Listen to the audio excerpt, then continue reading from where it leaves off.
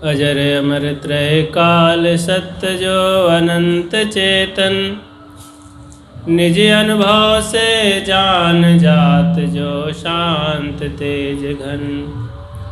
निर्विकार निर्द्वंद सदा सर्वोपरि सोई, तेहि पद दर्शक दिव्य रहन युत बोधक जोई। ऐसे मुक्त स्वरूप जो श्री गुरुवर के चरण चित, शीश झुकावत दासे जन्म मरण भय हरण हित। अर्चनीय वंदनीय संत समाज, धर्म प्रेमी बंधुओं, श्रद्धा मूर्ति देवियों, अभी हम संत श्री प्रेम राम साहेब जी के विचार श्रवण कर रहे थे।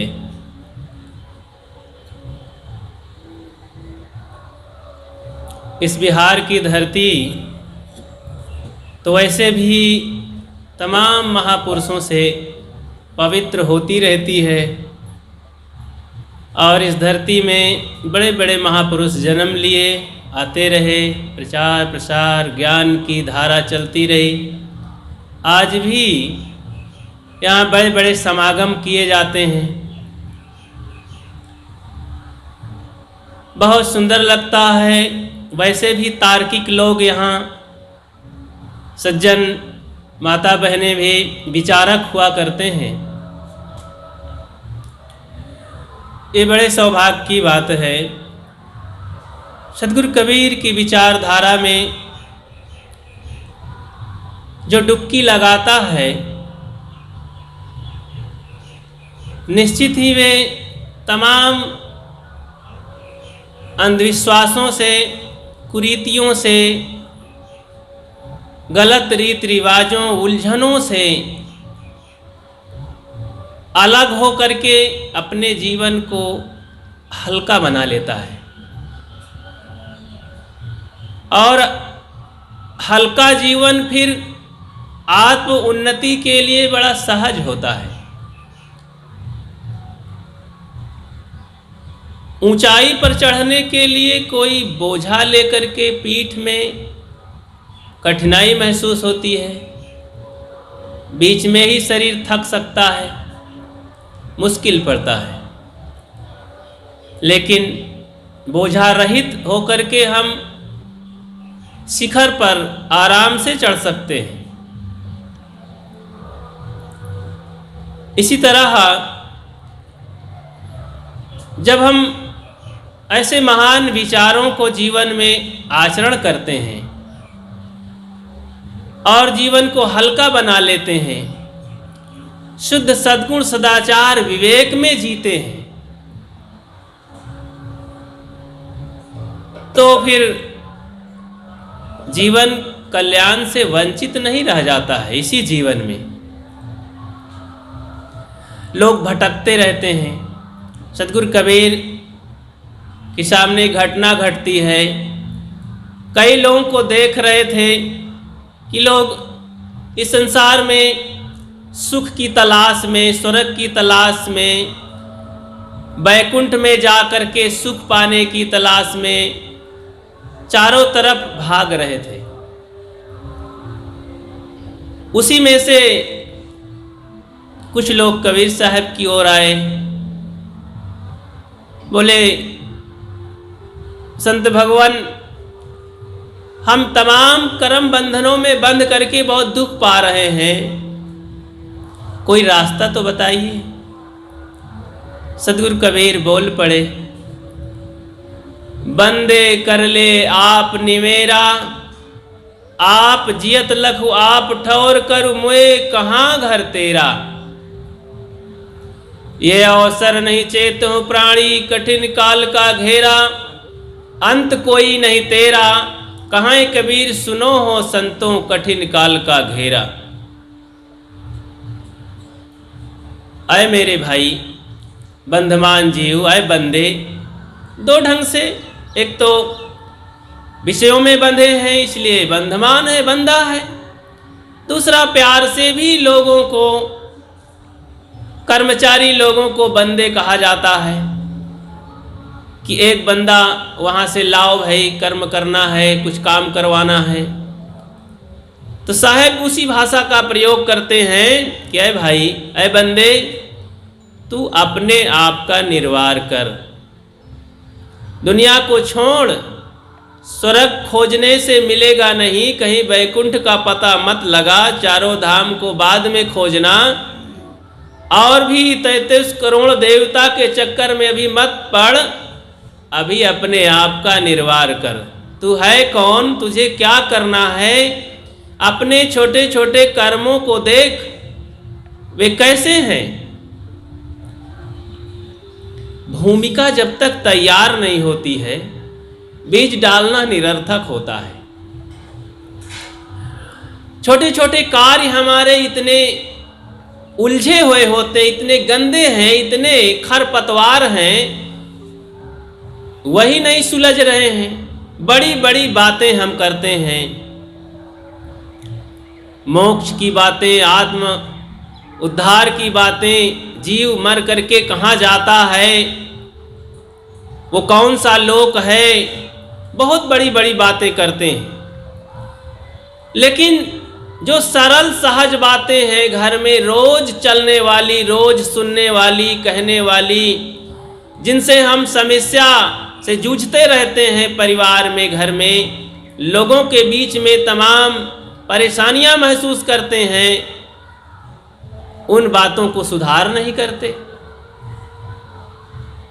राग द्वेष की बातें, शिकायत एक दूसरे से, शिकवा शिकायत जो करते हैं, थोड़ी थोड़ी बातों में झूठ बोल देते हैं, दबा लेते हैं, छल कर लेते हैं, और व्यवहार में तमाम संशय में पड़े रहते हैं। निष्कपटता नहीं आ पा रही है, हमदर्दी नहीं आ पा रही है, सेवा की भावना नहीं आ पा रही है, प्रशंसा की भावना नहीं बनती है।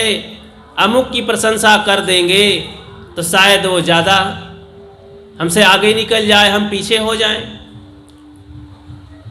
घर परिवार में तमाम छोटी छोटी बातों में जो उलझन है, सहनशीलता की भावना मजबूत नहीं हो पा रही, दया की भावना मजबूत नहीं हो पा रही, सहन शक्ति नहीं आ रही है, क्षमा तो कर ही नहीं पा रहे हैं। इस तरह के जो गुण हैं जीवन में आ नहीं रहे हैं, जो दुर्गुण हैं वे कम नहीं हो पा रहे हैं। फिर हम आत्मज्ञान जैसे विषय को पढ़ने के लिए जब जाएंगे तो वो चश्मा ही नहीं है, वो आंख ही नहीं है हमारे पास, तो कैसे समझ पाएंगे। तो इसलिए हम शुरुआत की बातों को पहले समझें और उसे निकालें, अपना हृदय की भूमिका को ठीक करें, सरल सहज समरस बनाएं। जब हल्का करेंगे, साफ सुंदर मन हो जाएगा, तो आप बिना कोई तर्क के एक रहनी संपन्न दिव्य आत्मा के पास बैठ जाएं। आप उनके सकल सूरत और रहनी को और आभा मंडल को देख करके महसूस करेंगे कि वास्तव में मोक्ष की अवस्था यही है। कैसे मुक्ति किया जाता है, कैसे मोह को निर्मूल किया जाता है, अनासक्त भाव क्या है, वासनाहीन दशा क्या है, आप उनके सकल सूरत से देख सकते हैं। कई आप लोगों में से कई भक्त जब सदगुरु अभिलाष साहब जी के पास जाते थे, एक बार मिले हैं, मात्र 10 मिनट, आधा घंटा, 5 मिनट बैठे हैं उनके पास, और उनका शरीर छूट जाने के बाद आज भी वे कहते हैं हमारा कितना बड़ा सौभाग्य है कि एक बार हम दर्शन किए, मात्र 10-5 मिनट, लेकिन हमें इतनी शांति मिली, इतनी शांति मिली कि जीवन की सब समस्या ही छट गई, कट गई। और उनके ऐसा 5 मिनट के उपदेश से इतनी शांति मिली कि सारा भ्रम ही दूर हो गया। बहुत महान पुरुष थे, ऐसा उनके मन में समा गई ये बातें, केवल मात्र 10-5 मिनट के उपदेश से। बात लगनी चाहिए, बात बैठनी चाहिए दिमाग में। जब वो स्तर आता है, जो वो भूमिका बनती है, हम अनेक कुटेवों से, अनेक छल छद्म से, अनेक विकारों से भरे रहते हैं। इसीलिए सद्गुरु अन्यत्र जगहों में कई ढंग से समझाने का प्रयास किया कि आपा तजय हरि भजय नक्सिक तजय विकार।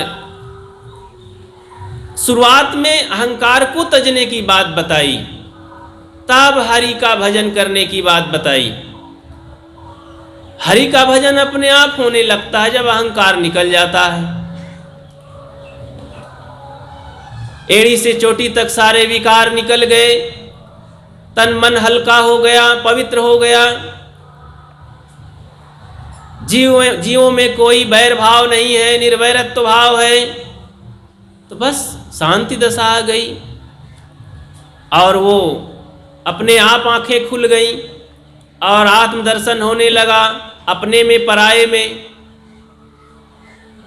वो ऐसा समझ, ऐसी भूमिका आ जाती है कि बस बीज डालने से वो फसल फिर अपने आप उत्पन्न होती है, बहुत मेहनत की जरूरत नहीं पड़ती है। तो बंदे कर ले आप निवेराय बंधमान जीव, अपने आप का तू निर्वार कर। तू है कौन? तू कहाँ फंसा पड़ा है? तू क्या कर रहा है? किसमें भूल गया है तू? संत यही समझाते हैं कि नश्वर चीजों में, पराई चीजों में, परिवर्तनशील पदार्थों में ये मन फंस गया है। वहाँ फंसना नहीं है, वहाँ काम करना है। शरीर रहे तक हमें प्राणी पदार्थों के बीच में रहना पड़ता है, उनसे कुछ काम लेना है, क्योंकि झुठलाया नहीं जा सकता है वर्तमान के जीवन को। ये भी कुछ दिन के लिए सत्य है और फिर सदा के लिए असत्य है, ये भी बात है। जब तक शरीर है इसे असत्य नहीं कहा जा सकता। इसमें भोजन, पानी, कपड़ा, गर्मी, ठंडी, सर्दी ये सब लगेगी और इससे बचाना पड़ेगा। तो इसका निर्वाह करते हुए सहज ढंग से, विवेक विचार से, अपने को स्थिर रखते हुए, शरीर का समाधान करते हुए जब चलेंगे तो सहज ही हम अपने नज़दीक पहुंचते चले जाएंगे। जियत लख जीते जी फिर हमें दिखाई देने लगेगा, लख पड़ने लगेगा, समझ में आएगा। आप ठौर कर अपने आप का ठौर भी बन जाएगा। साहब कहते अपने आप का ठिकाना ढूंढ, ठौर। देखो, अगर किसी के पास कोई घर ना हो, बैठने की जगह ना हो, कोई पता ना हो, कोई पूछे भैया कहाँ रहते हो, तुम्हारे पास कोई घर है? अगर ये कहना पड़े कि नहीं नहीं हमारा कोई घर ही नहीं है, कहीं बैठने की जगह नहीं है। किसी के घर जाते हैं तो पता नहीं कब उठा दे, कब डांट दे। अपने पास एक खाट की जगह है, कोई घर है तो आराम से हम वहाँ बैठ जाते हैं, कोई कहने वाला नहीं। तो एक ठौर होना चाहिए भौतिक जीवन में, शरीर के लिए कहीं ना कहीं एक माना हुआ। देखो सदगुरु कबीर के जीवन में भी, रहे हो या न रहे हो, काशी कबीर चौरा उनका आश्रम माना जाता है कि उनका घेरा हर जगह से घूम करके आते तो कबीर चौरा में कुछ दिन अपना सत्संग चलाते, फिर निकल जाते।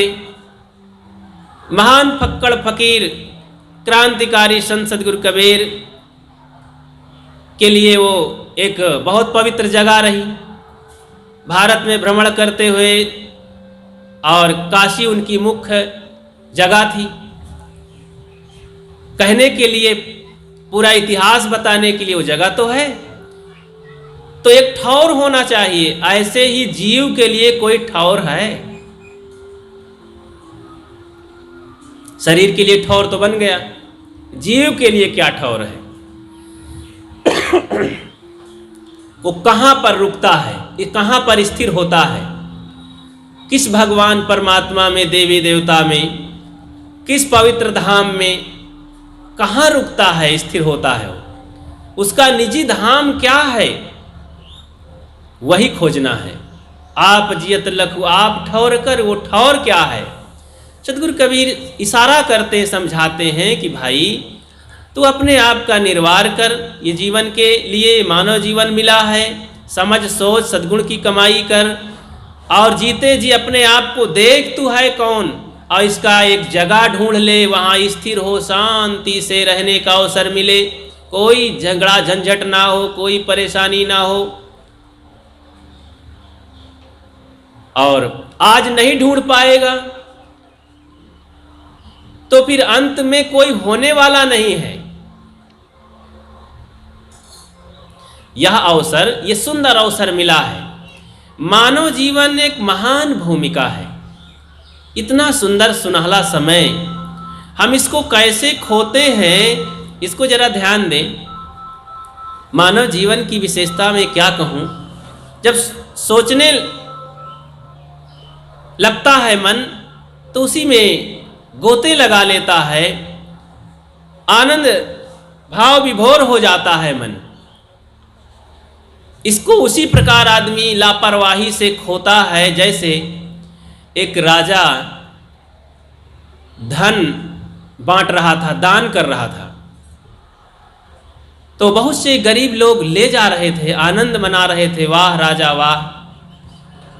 वो किसी की तलाश कर रहा था, एक बहुत गरीब आदमी की तलाश कर रहा था, इंतजार कर रहा था। अंत में वो समय से आया जिसकी तलाश थी, वो था उसी का नौकर, राजा का जो नौकर घर में साफ सफाई झाड़ू इत्यादि लगाता था।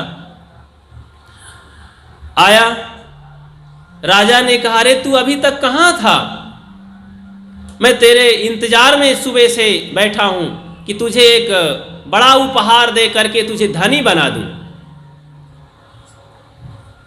फिर भी एक बड़ी सी सोने की थार, सोने की बड़ी सी थाली में काजू किशमिश भर करके सजा करके गिफ्ट रूप में उसे दिया कि लीजिए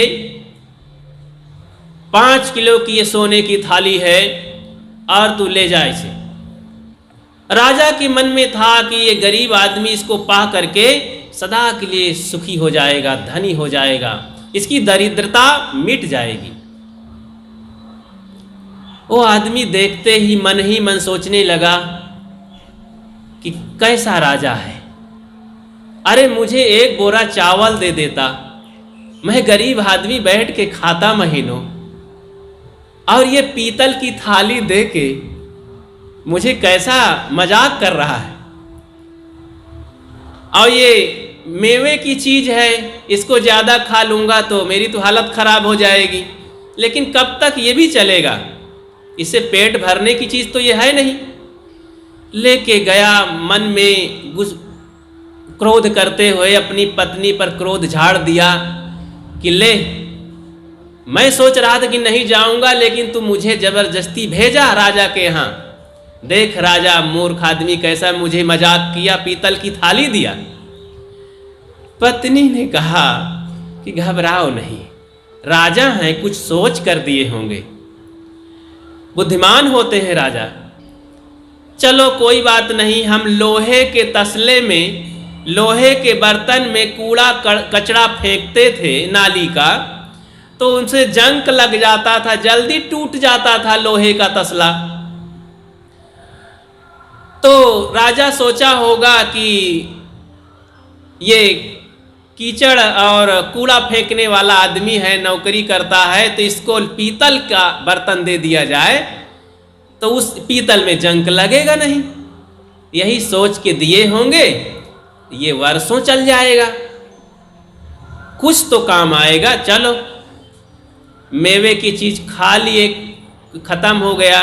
उस सोने की थाली मेवे नाली का कीचड़ अब फेंकने लगे, जो जमादार लोग करते हैं, उनकी ट्राली होती है, उनके बर्तन होते हैं। तो सोने की थाली थी, लेकिन उसको पीतल का तसला समझ करके कूड़ा करकट फेंकने लगे। महीनों बीत गए, उधर से एक जौहरी निकला रास्ते से, देखा तो समझ गया दूर से कि तो सोने का बर्तन है। अरे अभागा आदमी कैसा कर रहा है, सोने के बर्तन में कहीं कूड़ा फेंका जाता है।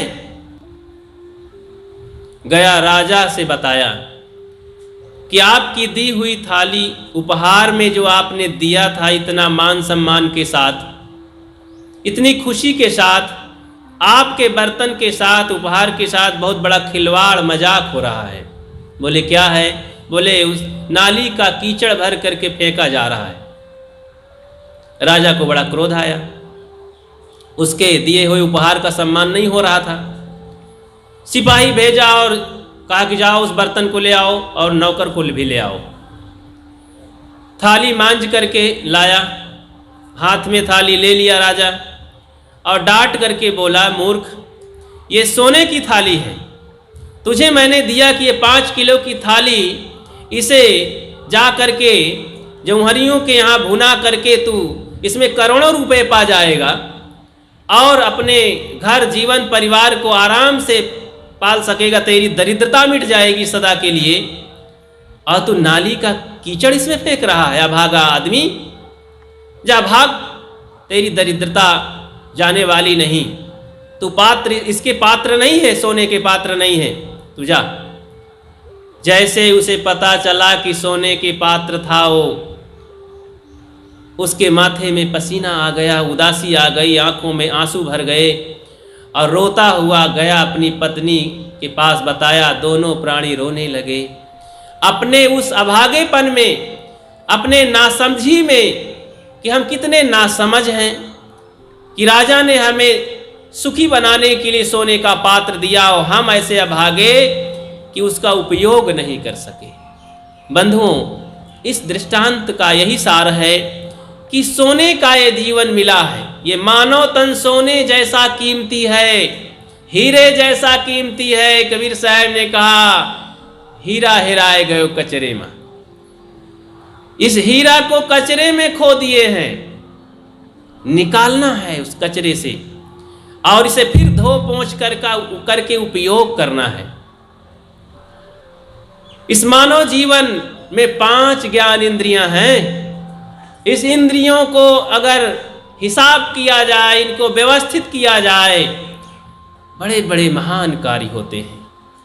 इन इंद्रियों को शोध करके, व्यवस्थित करके आत्म उद्धार किया जाता है और कोई मार्ग नहीं है। ये इंद्रियां हमारी देवता हैं, इन देवताओं को राजी कर लिया जाए तो बड़े बड़े आशीर्वाद मिला करते हैं। आंखों को संयमित कर ले तो मानो आंख रूपी देवता प्रसन्न हो गया, हमें भारी आशीर्वाद देता है।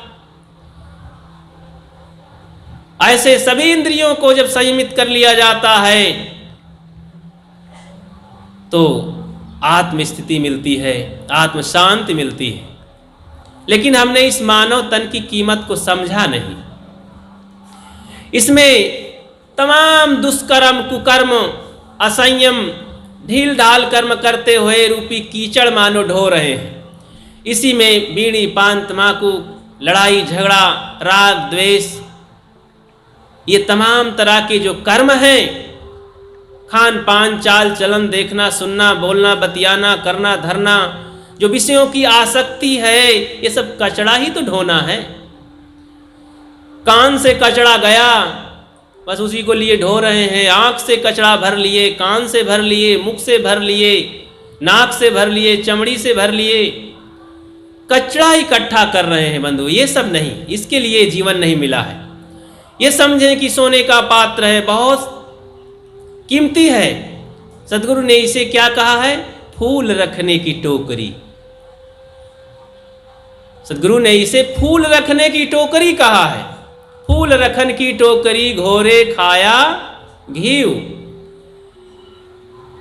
लेकिन हम इसमें गंदी चीज रखते हैं जो बदबू आती है। ऐसी चीज हम लाते हैं बाहर से जो बिस्तर पर याद आती है और नींद नहीं आती है। ऐसी चीज सोचते हैं। 4 लोग बात किए और उनके पास से ऐसी चीज ले लेते हैं कि जिससे कोई मतलब नहीं, कोई लाभ नहीं। अरे उनसे सद्गुण भी तो ले सकते हैं, कुछ अच्छी बातें ले सकते हैं जिससे मन में प्रसन्नता हो। ये संसार एक बाजार है, बाजार में हर वस्तु बिकती है। लेना क्या चीज है? अच्छी चीजें लेंगे तो अपनी होगी, हमारे वो लाभ पहुंचाएगी, हमें प्रसन्नता देगी। तो बाजार में है, हमें अच्छी चीज़ें खरीदना है, तो ये सुंदर जीवन मिला है, ये अवसर बार बार नहीं मिलेगा। सदगुरु कबीर कहते हैं, कहें कबीर सुनो हो संतो कठिन काल का घेरा। अंततः अगर ये ध्यान नहीं देंगे तो यमराज और मौत का डंका बजेगा, फिर कुछ कर नहीं मिलेगा। कोई निवेदन, कोई फिर वहाँ पूजा पाठ मनौती काम नहीं आएगी। हमें पछताते पछताते संसार को छोड़ के चल देना होगा। छोड़ने के पहले अपने आप को पकड़ लेना है। अपने आप की पकड़ होती है एक बहुत बड़ा आधार है, वो भक्ति। भक्ति के बिना हम आगे नहीं बढ़ सकते हैं। कुछ इर्द गिर्द जो परिधि की बात है, कुछ जीवन निर्वाह की बातें हैं, कुछ धर्म कर्म के औपचारिक रूप की बातें हैं, उसमें हम रह सकते हैं गुरु संतों और भक्ति के बिना, लेकिन आगे नहीं बढ़ सकते हैं आत्मज्ञान की ऊंचाई तक। आत्मज्ञान की ऊंचाई और रहस्य को जानने के लिए एक दिव्य आत्मा, जिनकी कथनी और करनी में दिव्यता होती है, ऐसे संतों के, बोधवानों के पास जा कर के सरल ढंग से निरहंकार हो करके, सेवा परायण हो करके, समर्पित हो करके जब हम सीखते हैं, बहुत काल तक उसमें पूरा जीवन लगा देते हैं, सारी शक्ति लगा देते हैं, तब वो चीज मिलती है। तो इसलिए हमें जागरूक होकर के मौत आने के पहले सारे दोष दुर्गुणों की मौत कर देना है, तब अपना जीवन खुलता है, जागृत होता है। अंत होने के पहले संत से मिल लेना है। चिता जलने के पहले चिंताओं को मिटा देना है, निश्चिंत हो जाना है। इसलिए सदगुरु कबीर की बातों को ध्यान देना है। बंदे कर ले आपने मेरा, बड़ी ममता और हमदर्दी से, करुणा से अपनी बातें समझाते हैं वे कि भाई अपने आप को जान समझ निर्वार कर, जीते जी अपना काम बना ले, ठौर ठिकाना लगा ले, और सुंदर अवसर मिला है, नहीं तो अंत में कोई तेरा नहीं होगा, अंत में खाली हाथ जाना ही पड़ेगा। इसलिए हम सबको अपने जीवन को सार्थक बनाना है। सुंदर अवसर मिला है, ये 2 दिवसीय कार्यक्रम का प्रथम दिन, प्रथम सत्र है। आप सब लोग यहाँ आए, बड़े भाव से सुने, आप सबको बहुत बहुत धन्यवाद। मैं अपनी बात को यहीं विराम देता हूँ। बोलिए सद्गुरु देव की जय।